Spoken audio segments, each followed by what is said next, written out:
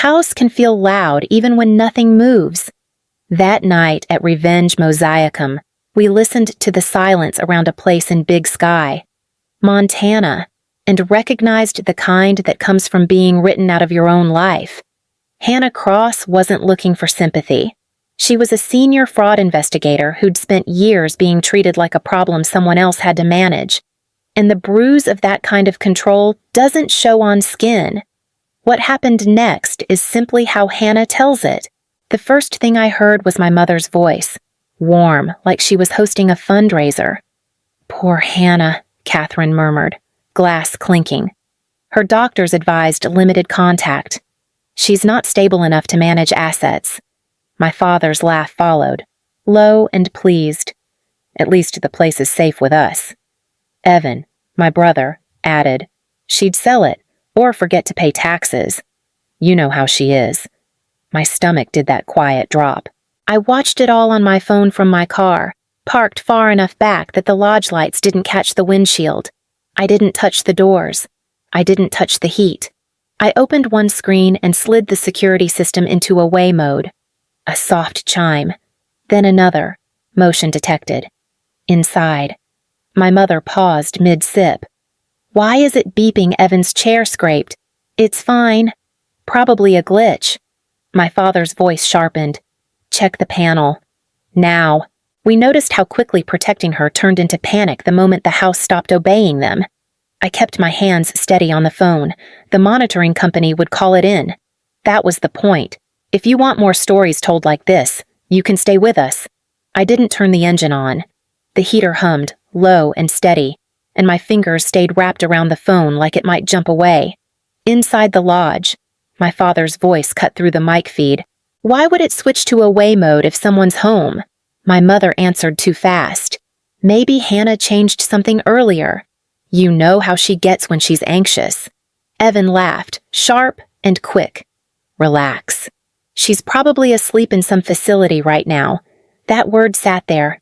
Facility. Like a place you put broken furniture. I checked the time on my dash.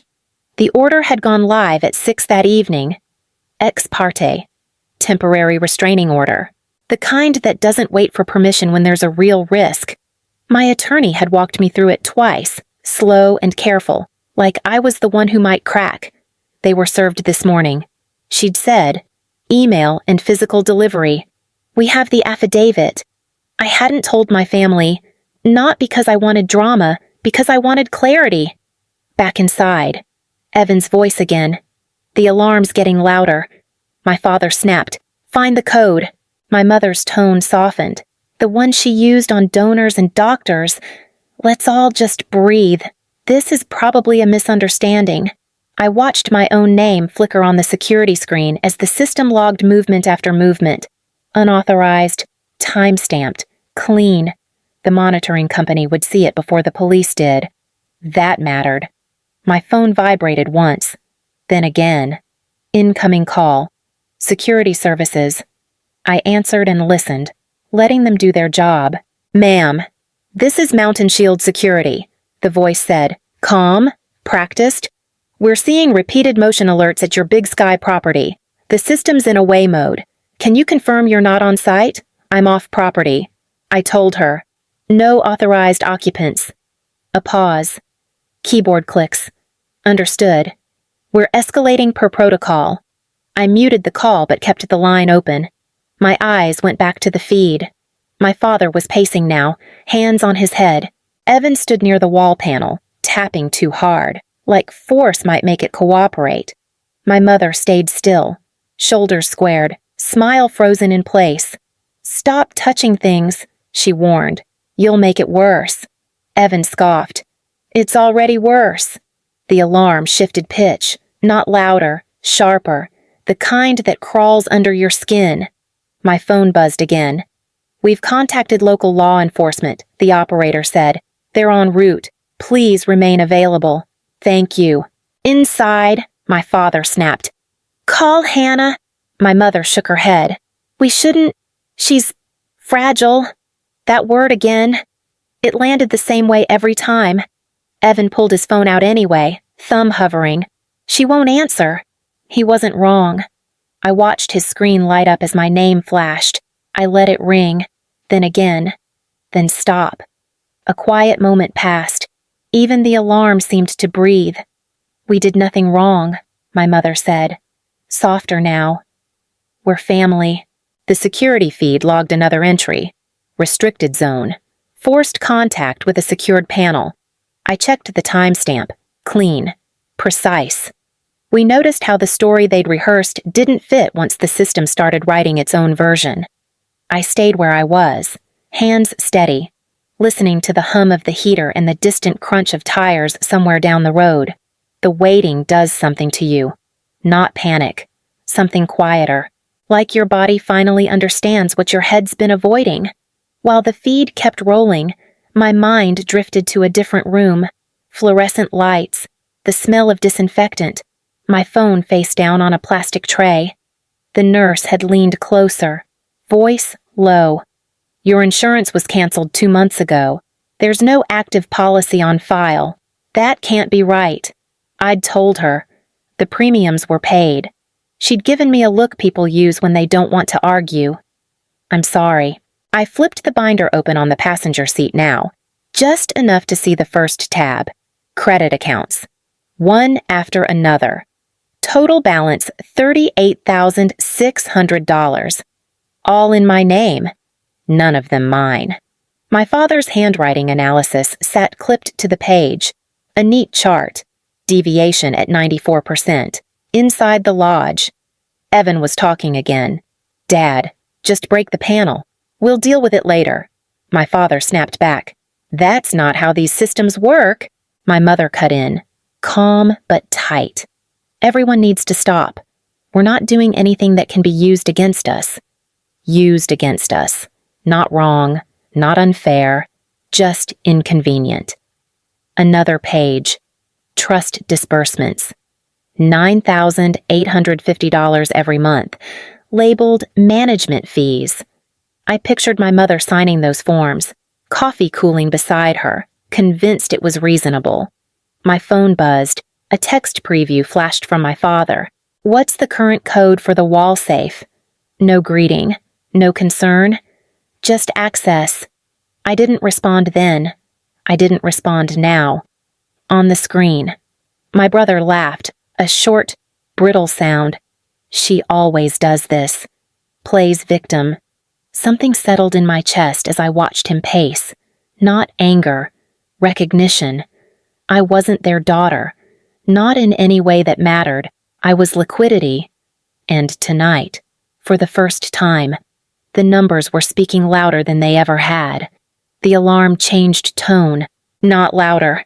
Just tighter. Like it had decided something. Inside, Evan's shoulders stiffened. "It's not stopping." My father moved fast. Too fast for someone pretending to be calm. "Get away from the panel." Evan didn't. He tried the storage door instead, the one off the mudroom. I watched his hand yank the handle. The feed flagged it instantly. Restricted zone. Red text. Time stamped. My mother's voice cut in. Sharp now. "Evan, stop. You're making this worse." He spun on her. "It's already worse. We're standing here like idiots." The alarm pulsed again. My phone vibrated with a silent update from security. Motion escalation confirmed. My father scanned the room, eyes landing on the corner by the fireplace. He grabbed the fire extinguisher off the wall, metal clanking against stone. "Josiah," my mother warned. Not loud. Controlled. "Put that down." He didn't answer. He raised it and swung at the sliding door. The impact rattled the frame. The alarm jumped to a new pitch, shrill and immediate. Forced entry detected. Evan flinched. "What are you doing?" "Fixing it," my father barked, swinging again. The glass cracked, not shattering, but enough. Enough to matter. I checked the log without thinking. 8:17. Clear as anything I'd ever reviewed. Inside the lodge. My mother stepped back, hands lifted slightly, as if the room might blame her. Out in the dark. I stayed still, listening to the heater, watching the system do exactly what it was built to do. The patrol lights reached the lodge before the sound did, blue washing over the snow, sliding across the windows, cutting through the alarm like a blade. The siren dropped, and the quiet that followed felt heavier than the noise. I ended the call with security and stepped out of the car. Cold hit my face hard enough to sting. My boots sank a little as I walked up the drive. Slow, visible, hands empty. My mother reached the door first, careful with her steps. Shawl pulled tight. "Thank God," she called out, voice already shaking. "We're under attack. Someone hacked the system." My father moved beside her, jaw set. "This is a misunderstanding. It's a family situation." One of the deputies raised a hand. "Ma'am, sir, let's slow this down." I stopped a few feet back, close enough to hear everything, far enough not to crowd. My mother turned when she noticed me. Her face changed, not shock exactly, more like annoyance. "Hannah," she said gently, "you shouldn't be here." The deputy glanced between us. "You know each other." "That's our daughter." My father replied, "She's been unstable." I held out the folder I'd brought, not toward him, toward the deputy. "I'm the property owner." My father let out a sharp laugh. "On paper, for tax reasons." The words hung there. Simple, careless. I didn't raise my voice. I didn't rush. "Officer, I hope you're recording that confession of tax fraud." Silence snapped into place. The deputy's posture shifted, subtle but real. "Sir, I'm going to need you to stop talking for a moment." My father's mouth opened, then closed. My mother stepped in quickly. He didn't mean the deputy cut her off. Still calm. "Ma'am, please." I opened the folder to the first page and waited. The deputy took the folder and stepped a little to the side, using the hood of his cruiser as a desk. Snow settled on the edge of the pages and melted there, darkening the paper. "What's this?" he asked, flipping carefully. "Temporary restraining order." I answered, "Ex parte. Signed yesterday afternoon." My father shifted his weight. "We never saw that." I slid another page forward. "Affidavit of service. Delivered by email and courier. Yesterday morning." The deputy scanned it, eyes moving slower now. He turned the page again.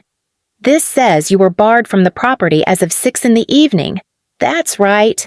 My mother's voice thinned. We didn't understand what it meant. Evan scoffed. "You can't just lock people out of their own house." The deputy looked up. "Sir, are you on the deed?" Evan hesitated. "Long enough." My father jumped in. "I paid for the place." The deputy didn't respond to that. He kept reading. "Alarm logs," he said, tapping the page. "Movement starting at 8:17. Forced entry shortly after." That's when the glass cracked. Evan muttered. The other deputy had moved closer to the door, shining a light along the damaged frame. "That checks out." The first deputy closed the folder partway. "You were legally prohibited from entering." "You did anyway. And there's property damage." My mother clasped her hands together. "This is getting out of hand." The deputy met her eyes. "Ma'am, it already is." He turned back to me. "You want to proceed?" I nodded once. "Nothing dramatic, just enough."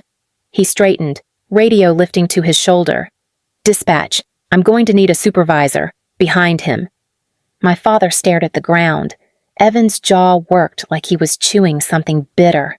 The paperwork stayed open on the hood, edges damp, steady in the cold. The supervisor hadn't arrived yet when Evan made his move. He'd been quiet for a full minute, which for him was unusual. "Too quiet." "Wait," he blurted, stepping forward. He didn't run inside. The deputies wouldn't have let him. Instead, he pulled a small orange bottle from his heavy coat pocket, holding it up like a trophy. "I found this in her bathroom earlier today while we were cleaning. Prescription pills, high-grade opioids. She's been hiding an addiction for months." My mother nodded, her face crumbling into a practiced mask of grief. "That's why she's like this. Officer, the instability, the paranoia. It's the drugs. The deputy reached for the bottle with gloved hands. You're saying you found this inside? On the vanity, Evan lied, his voice growing bolder. I kept it so she wouldn't hurt herself. I stepped closer, the cold wind whipping my hair across my face. I didn't look at the bottle. I looked at Evan. You should have stayed out of my wing of the house. Evan. I pulled out my phone. I didn't show a camera feed from a bathroom. I showed the high-definition hallway cam, the one aimed at the door of the primary suite, clearly marked with a security monitoring sticker. The video was crisp. It showed Evan, 3 days ago, checking the hallway twice before slipping into my suite with that exact orange bottle in his hand. 2 minutes later, he walked out, his hands empty and a smirk on his face. The timestamp was burned into the bottom corner, synced with the house's master clock. The deputy watched the screen, then looked at the bottle in his hand, then at Evan. The protection narrative didn't just leak, it shattered. Sir, the deputy said, his voice dropping an octave, you just admitted to possessing a controlled substance and provided a false statement. And now I have video of you planting it. The supervisor's cruiser pulled up, red and blue strobes painting Evan's pale face. Hands behind your back, the deputy ordered. Metal clicked. The sound was sharp, final. My mother started to wail, but for the first time, nobody was looking at her. They were looking at the data. The house sounded different once everyone was gone.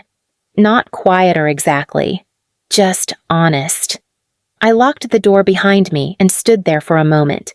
Boots still on, coat still zipped. My phone buzzed once more. A deputy letting me know the tow truck had cleared the drive. Nothing else needed from me tonight. Thank you, I told him. I'm inside now. The line went dead. I walked room to room without turning on every light. Picked up a glass from the counter, set it in the sink. Small things, the kind I used to rush through. At the kitchen island, I opened the security app. Emergency contacts first. One by one, I removed them. My mother, my father, Evan. The list went blank. Then the security questions. I erased names, places, birthdays, replaced them with numbers I knew by heart. Dry, private, mine. I sat down and let myself breathe. For a long time, I thought standing my ground would feel loud, vindicating, like a door slamming. It didn't. It felt like standing still and realizing the floor wasn't going to drop out anymore. My name sat at the top of the screen when I closed the app. Hannah Cross, property owner, account holder, no footnotes. That was the change. Not what I took back from them, what I stopped handing over. If you stayed with this story until the end, you're already part of why we tell them. At Revenge Mosaicum, we step back here, quietly, and let the silence say the rest.